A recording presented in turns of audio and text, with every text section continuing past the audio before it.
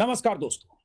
एक तरफ इजराइल है जहां ईरानी मिसाइल से हमले की खबर जैसे ही आती है सायरन बजते हैं। लोग सड़कों से, बाजारों से, दुकानों से, मकानों से भागकर अंडरग्राउंड बंकर में, शेल्टर में चले जाते हैं, 40 फीट, 30 फीट, 50 फीट नीचे। दूसरी तरफ ईरान है, तेहरान है, ईरान के शहर है जहां आए दिन हमले के बाद से कहें हर दूसरे दिन हजारों लोगों की रैलियां निकल रही है, प्रदर्शन हो रहे हैं, इजराइल और अमेरिका के खिलाफ नारे लग रहे हैं। आज भी ऐसा ही एक प्रदर्शन था तेहरान में। मौका था अंतर्राष्ट्रीय कुद्स डे का, और इस मौके पर तेहरान समेत ईरान के अलग अलग शहरों में हजारों लोग प्रदर्शन में लोगों ने हिस्सा लिया। इजराइल के खिलाफ नारेबाजी हुई, अमेरिका के खिलाफ नारेबाजी। लेकिन कुछ तस्वीरें जो स्क्रीन पर आपको दिखा रहा हूं, ये तस्वीरें तेहरान की है, जहां हजारों लोग तेहरान के अलग अलग हिस्सों में जब प्रदर्शन के लिए निकले अंतर्राष्ट्रीय कुद्स डे के मौके पर, तो उसी बीच एक धमाका हुआ।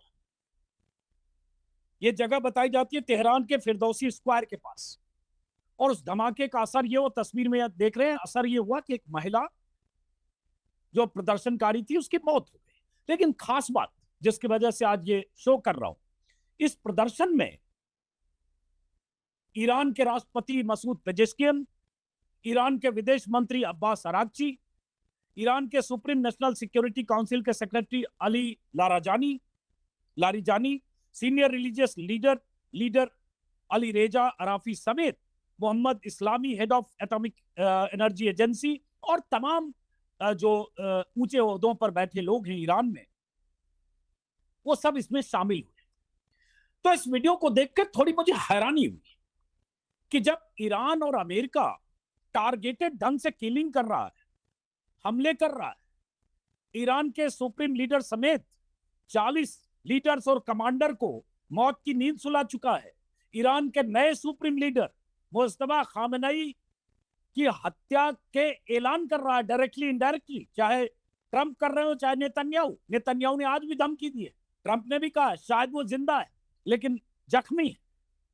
ऐसी धमकियों के बीच ईरान में अगर इतने लोग, तेहरान में अगर इतने लोग सड़क पर निकलते हैं, और उन लोगों की भीड़ में, प्रदर्शनकारियों की भीड़ में, इस तरह से स्क्रीन पर आप देख रहे हैं ईरानी प्रेसिडेंट घूम रहे हैं अकेले, आसपास प्रदर्शनकारी होंगे, सब उनसे मिल रहे, ऐसे आप देख रहे हैं विदेश मंत्री अरागची जो लगातार सोशल मीडिया के जरिए ईरान का पक्ष रखते हैं, प्रदर्शन में उन्होंने हिस्सा लिया, और बहुत सारे लोग जिनका नाम मैंने लिया, उन लोगों ने हिस्सा लिया जो लगातार अमेरिका और इजराइल को उनकी धमकियों और चेतावनियों का जवाब दे रहे हैं, इस हद तक कि हम सरेंडर नहीं करेंगे, हम अमेरिका और इजराइल से आखिरी दम तक लड़ेंगे, इजराइल और अमेरिका को इस जंग में हारकर जंग से बाहर जाना पड़ेगा। इस तरह की धमकियां देने वाली लीडरशिप जो है ईरान की, वो इस प्रदर्शन में शामिल थी। तो समझना चाहेंगे कि क्या ईरान के नेताओं को, ईरान की जनता को बमों और बारूदों से डर नहीं लगता जब इजराइल में हर वक्त सायरन बजता है और लोग बंकर में चले जाते हैं। हमारे साथ एक खास मेहमान ईरान से, तेहरान से 80-90 किलोमीटर दूर है कौम, जो वहां का धार्मिक शहर है। नाम है सैयद आकिब जैदी, रहने वाले भारत के हैं, मुंबई और लखनऊ से इनका ताल्लुक है, लेकिन 18-19 सालों से ईरान में है, रिसर्चर हैं अल मुस्तफा यूनिवर्सिटी के। तो जानने की कोशिश करेंगे कि ये जो प्रदर्शन हुआ, इस प्रदर्शन में हजारों लोगों के साथ वहां की लीडरशिप शामिल हुई, तो इसके पीछे मंशा क्या थी और कैसे हमला हुआ, धमाका हुआ, और कौन लोग शामिल थे, समझेंगे। और सिलसिलेवार ये भी, जो मेरा बड़ा सवाल है कि क्या ईरान में डर दहशत का वैसा माहौल नहीं है जब तबाही, बर्बादी, बमों के बरसने की इतनी खबरें आ रही है कि 5,000 से ज्यादा ठिकाने पर टारगेट किया गया, 6,000 7,000 बम गिराए गए, 1,500 के आसपास लोग मारे गए। बावजूद इसके बहुत बहुत स्वागत है सैयद आकिब जैदी साहब। बिस्मिल्लाहिर्रहमानिर्रहीम जी, बहुत बहुत शुक्रिया मुझे दावत देने का। आपकी खिदमत में और तमाम दर्शकों की खिदमत में आदाब और सलाम अर्ज है। जी, आपने बिल्कुल सही कहा। पहला सवाल सिर्फ यही कि इतनी तबाही और बर्बादी की तस्वीरें ईरान से आ रही है, हमले और बमबारी की तस्वीरें आ रही है, फाइटर जेट से बमों के दागने की तस्वीरें आ रही है, और बावजूद इसके ईरान में सड़क पर प्रेसिडेंट दिख रहे हैं, विदेश मंत्री दिख रहे हैं, सिक्योरिटी काउंसिल के सेक्रेटरी दिख रहे हैं, तो डर नहीं लगता?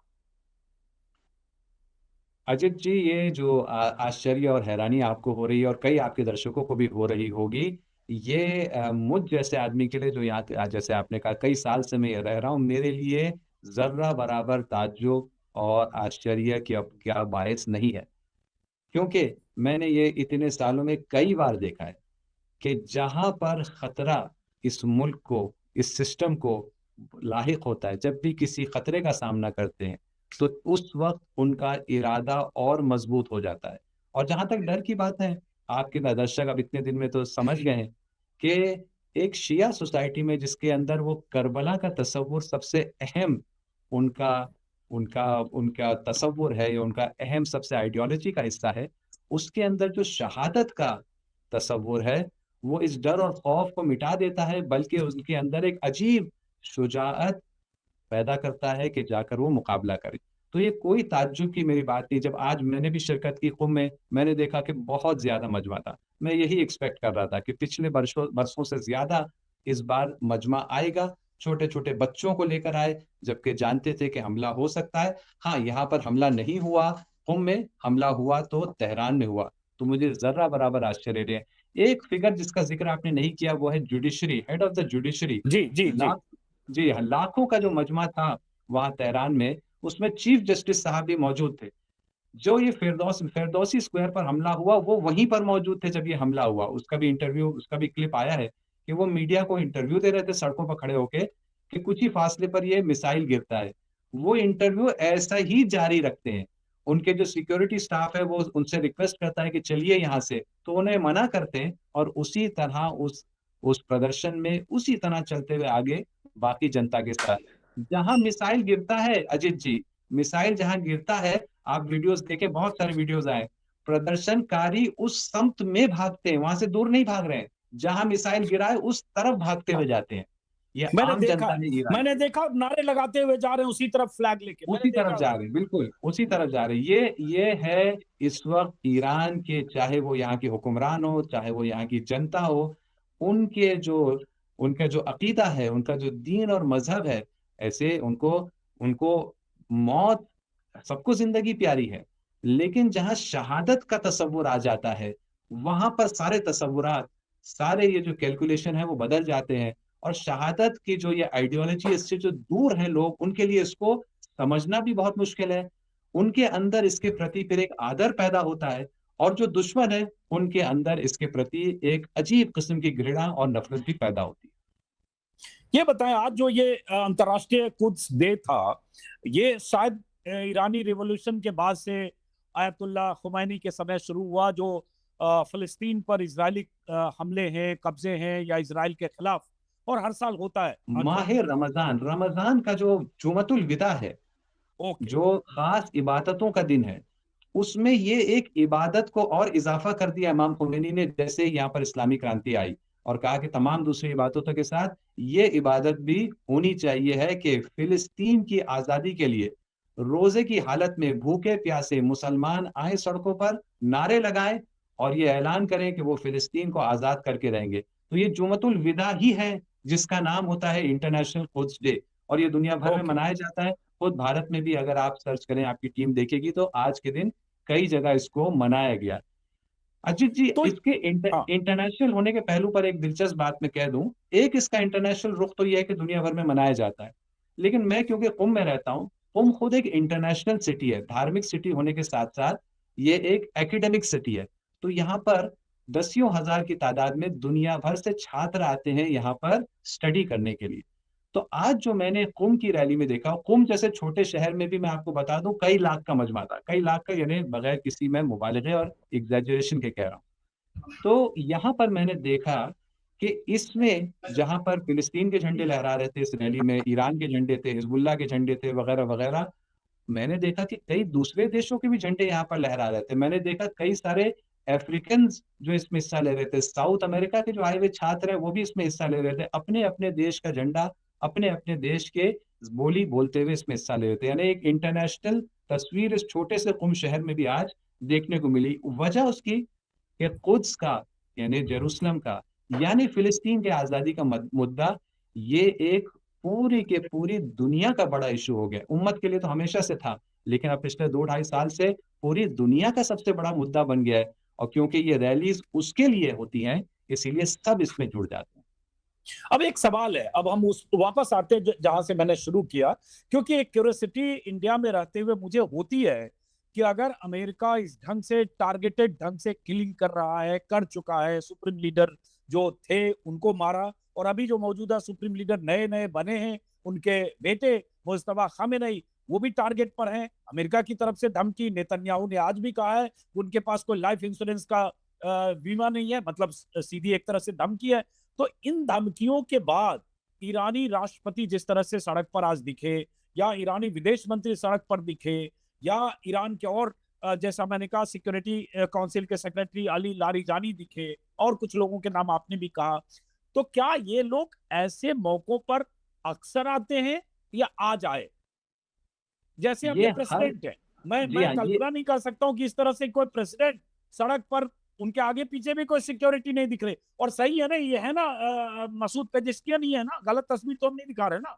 नहीं, बिल्कुल सही है। ये हर साल इस रैली में, और ऐसी जो बड़ी रैलियां होती हैं ईरान में, हर साल रेगुलर तौर पर बड़ी रैलियां होती है। मिसाल के तौर पर 11 फरवरी को ये फिक्स डेट है, हर साल एक बहुत बड़ी रैली होती है इनका। वो स्वतंत्रता दिवस है एक तरह से, उस दिन बहुत बड़ी रैली थी, उसमें भी ये सब लोग आते हैं।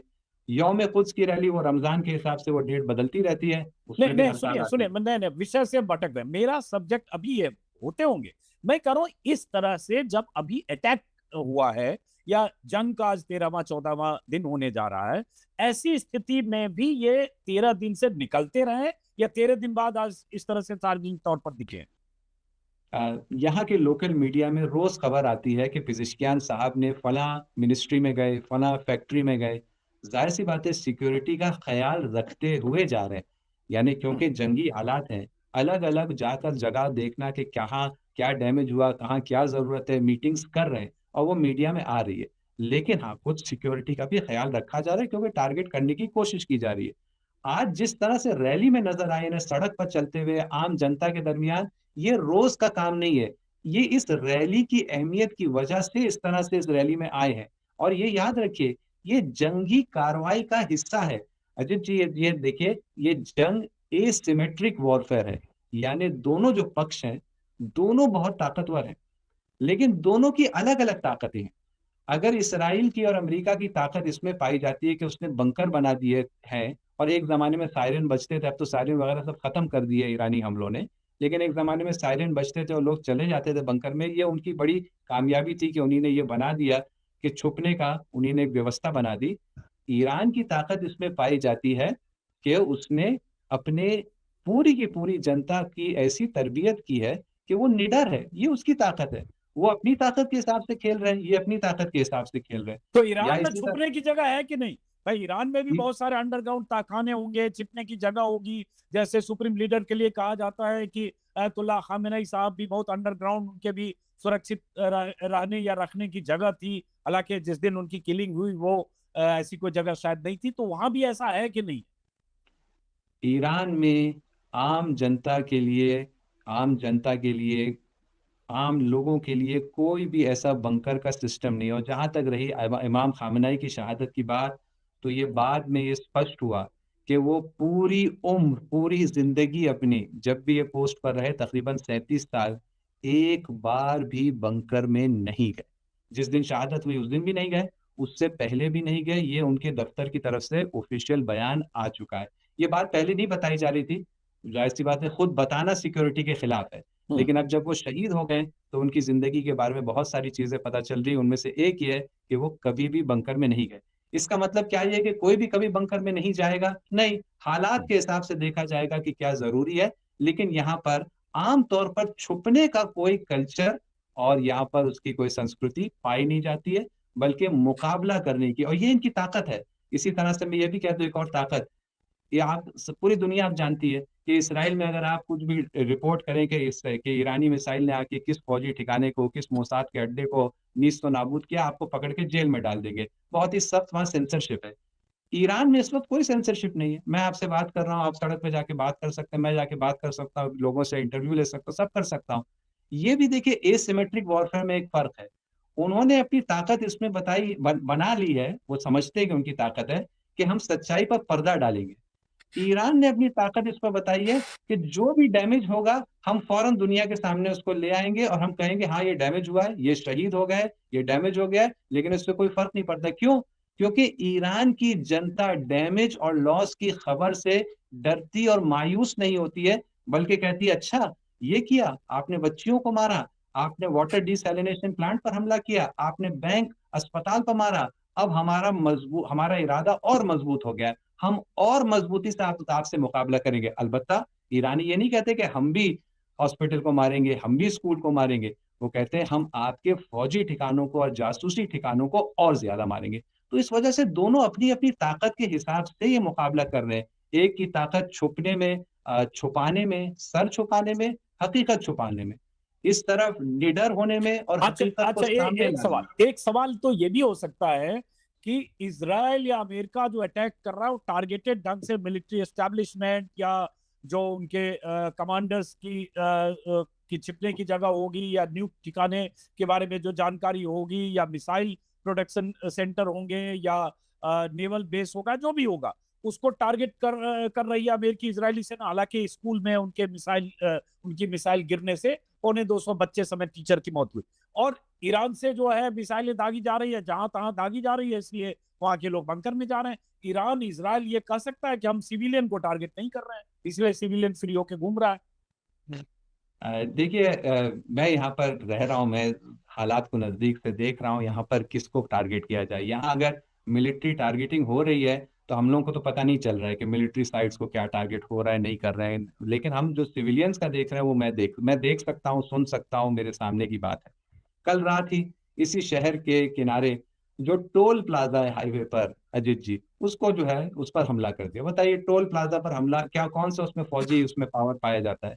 उस प्लाजा के किनारे रेड क्रॉस, जिसको मुस्लिम कंट्रीज में रेड क्रेसेंट कहते हैं, रेड क्रेसेंट का एक सेंटर था कि हाईवे पर जो एक्सीडेंट होते हैं वहां पर एम्बुलेंस पहुंचाने का एक सेंटर था, उस पर उन्होंने हमला कर दिया। ये तो हमलात यहाँ पर हो रहे हैं।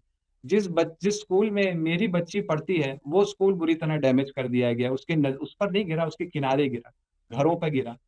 तो यहाँ पर हम ईरानी जो देख रहे हैं, वो तो ये देख रहे हैं कि सिविलियन ही सेंटर्स पर टारगेट किया जा रहा है। आज जो ये प्रदर्शन पर टारगेट किया गया उसके किनारे, वहां कौन सा मिलिट्री अड्डा था? कुछ नहीं था। ऐसा महसूस हो रहा है अजित जी कि क्योंकि ये मिलिट्री से मुकाबला करने में नाकाम हो गए हैं, ये अपना गुस्सा और फ्रस्ट्रेशन निकाल रहे हैं उस जनता पर कि जो इस मिलिट्री को इतनी ताकत दिए हुए है अपने बैकिंग और सपोर्ट के जरिए।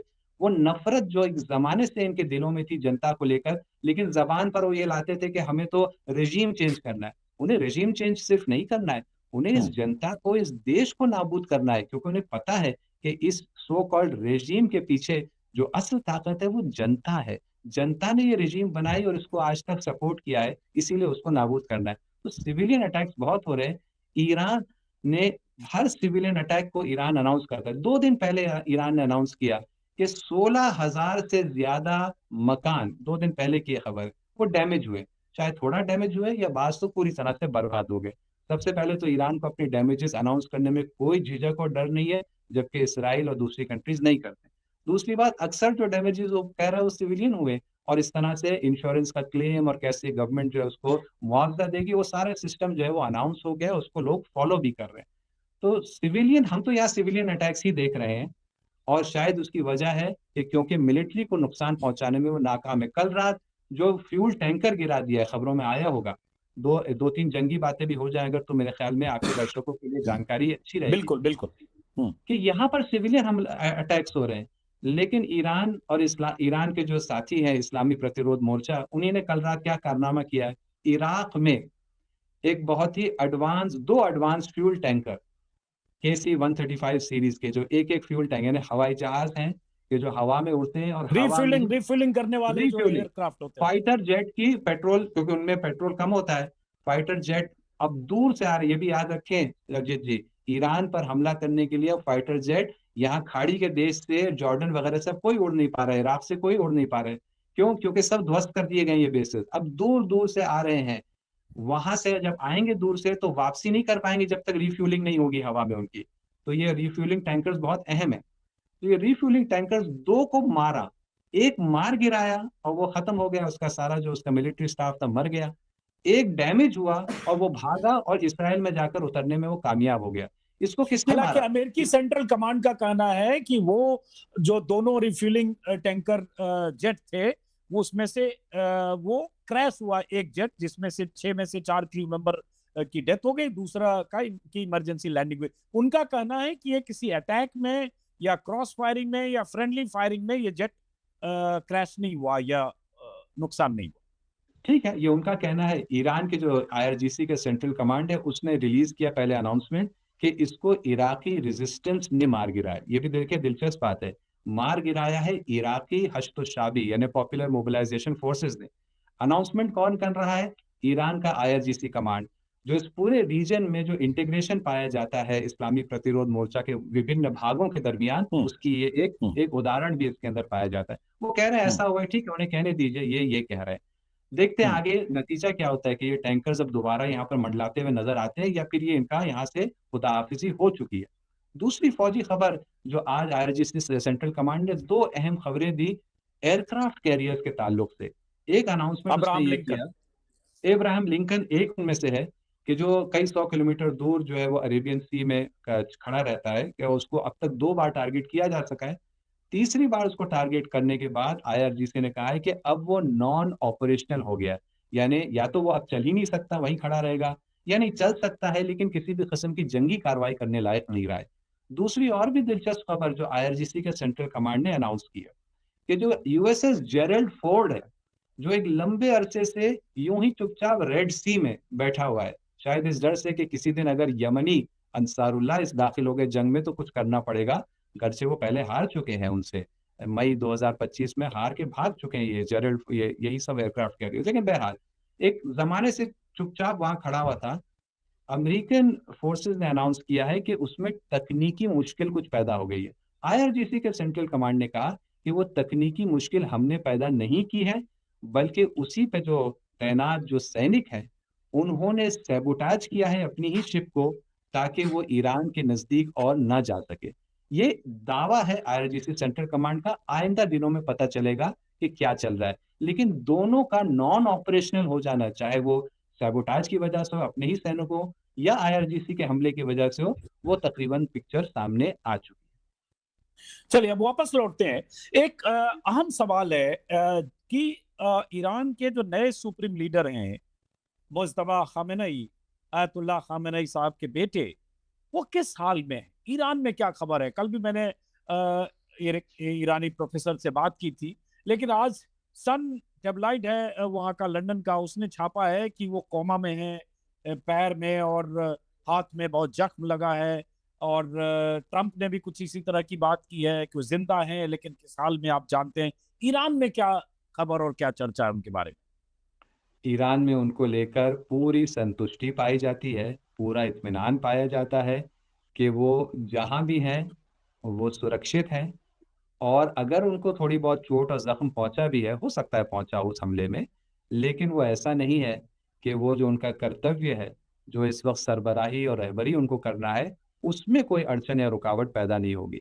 यहाँ पर जो एक अजीब सुकून और ताकत का एहसास हुआ है, जब से उनका नाम सामने आया है, वो मैं आपको आपके दर्शक शायद तसव्वुर नहीं कर सकते, क्योंकि ईरान के बाहर दूसरी जगह पर जो नेता लोग होते हैं उनके बनिस्बत उनके प्रति इस किस्म की मोहब्बत और इश्क पाया नहीं जाता। तो इसलिए बड़ा मुश्किल है, मैं समझ सकता हूँ कि दूसरों के लिए इसको समझना कि यहाँ पर क्योंकि दीन और मज़हब और सियासत जो हमें बचपन से सिखाया गया है कि ये दोनों का मिश्रण जो है ये बहुत बुरी चीज़ है, यहाँ पर ये बेहतरीन चीज़ है यहाँ के लोगों के लिए। तो एक अजीब मोहब्बत और आदर उनके अंदर पाया जाता है अपने लीडर्स के प्रति।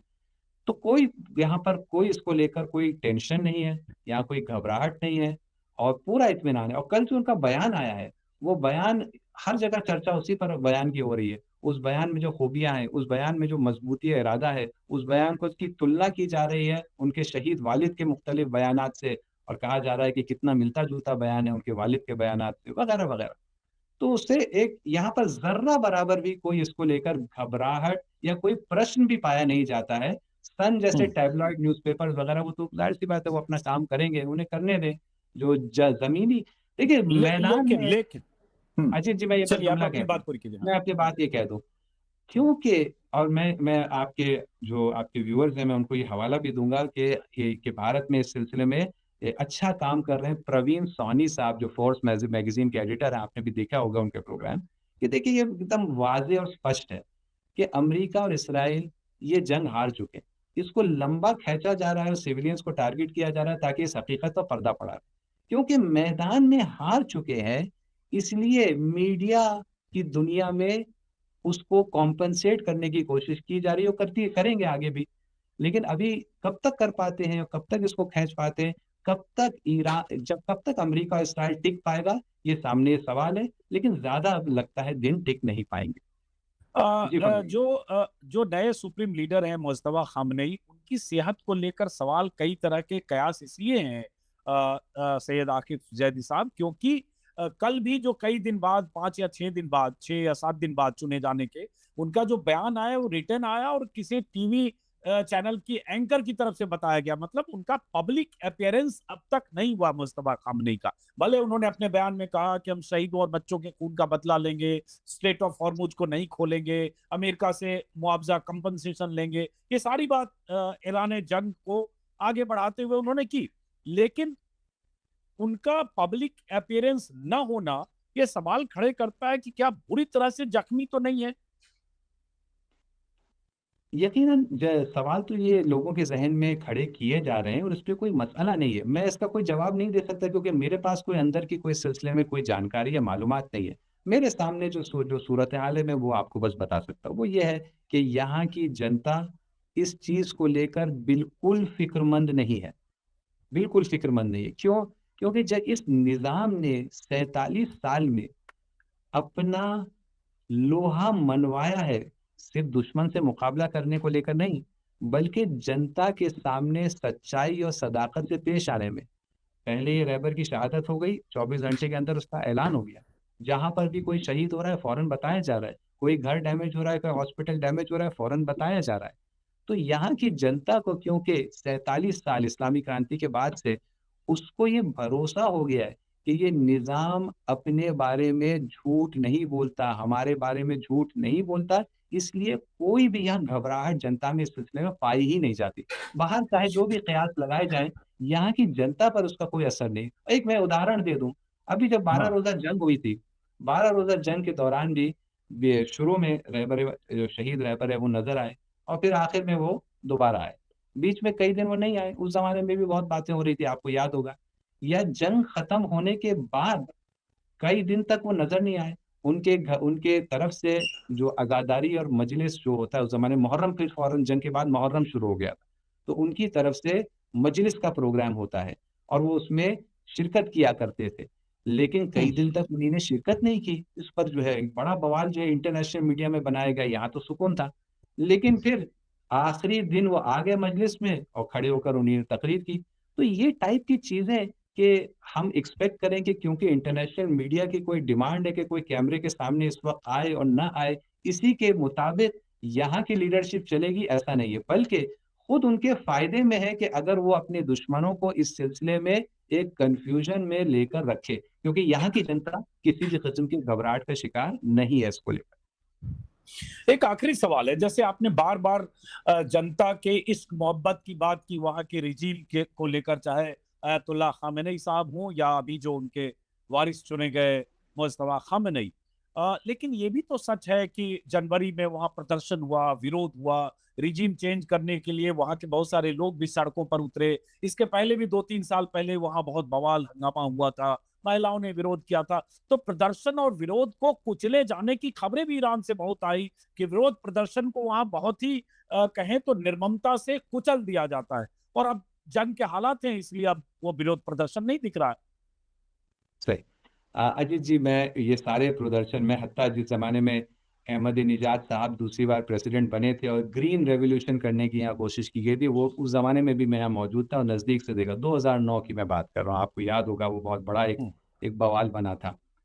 ये सारे जितने आपके और आपके दर्शकों के ज़हनों में ये सारे एपिसोड्स हैं कि यहाँ पर ये क्रांति जैसा माहौल हुआ, फिर उसको क्रश कर दिया गया, मैसेकर हुआ, ये हुआ, ये मैं आपको बताना चाहता हूँ और मतलब ये आज का टॉपिक नहीं है, आजकल अब दुनिया बहुत आगे मैं बढ़ बस गई एक है। सवाल मैं चाहता हूँ हाँ, हाँ, समझ बस एक लीजिए। एक मैं कह दूँ कि अभी जब ये जीत पूरी हो जाएगी और फिर ये जो प्रोपेगेंडा की दीवार बनी हुई है, ऊँची दीवार ईरान को लेकर, जब ये टूटेगी उसके बाद, तब आपके दर्शक ये देखेंगे कि वो तमाम वो एपिसोड, चाहे वो हिजाब को लेकर हो, चाहे वो अहमदी-निजाद के इलेक्शन को लेकर हो, चाहे अभी जनवरी के महीने में जो पेश किया गया है, इसकी हकीकत क्या थी वो आपके सामने आएगी।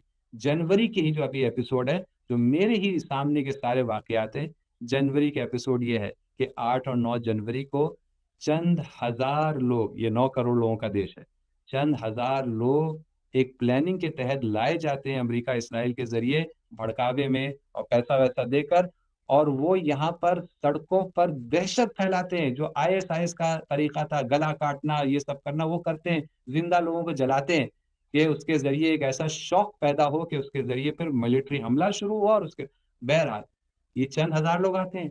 12 जनवरी को जनता सड़कों पे आती है, कि वो मीडिया में कवर नहीं हुआ, लेकिन वो हम लोगों ने चश्मदीद गवाह है।